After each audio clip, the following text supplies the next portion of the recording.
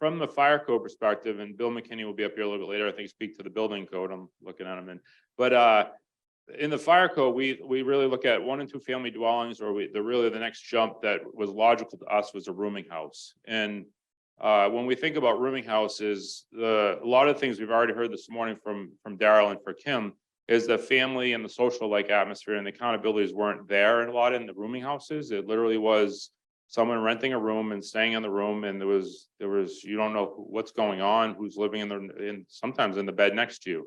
And that, I think, for me, especially in many of us that were involved in this early in the last 5 years or so in the code world on the fire side, is that a recovery house was very different. So and we kept kind of drawing back to 1 and 2 family, but we're hanging up on what we were traditionally known as family, of a husband and wife and a couple of kids and a dog or a cat, and that really wasn't quite what recovery was. And that's, I think, where our struggle was. We had to get over some of those hurdles. So how did you get over that hurdle? How do you sort of define a family residence today for the purposes of the fire code and making you feel good about that? So we did a couple things. One of them, I think, is really touring many homes and seeing the difference between a well-run home and a home that didn't follow the NAR or the Hampshire Core standards. And when we began to see that the homes that are run well were family-like, you could go into a house and talk to someone that even a 2 or 3 family home.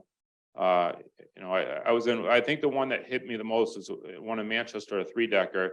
You could talk to someone on the 1st floor and they would know where the person is on the 3rd floor, where they were working, what their name was, when they were going to be home, and things like that. And that's not a rooming house. And so what we wanted to do was balance what a 1 and 2 family home looked like, and kind of put it into recovery home into a 1 and 2 family.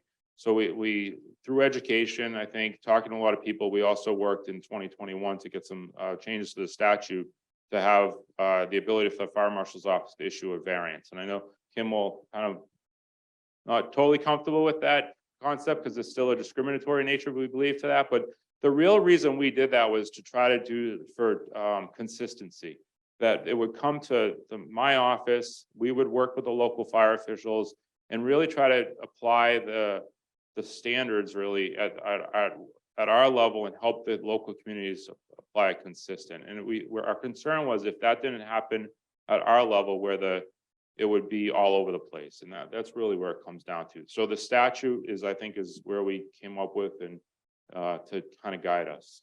So is there a statewide policy on safety codes and recovery homes, or is it determined town by town? So we have the state fire code in place, and then towns are allowed to be more restrictive if they want through their own local governing boards. But then, as I mentioned, we have RSA 153.10D specific to the variance process for recovery homes, and that would come to our office, and it would kind of give us a little bit extra guidelines for a recovery home.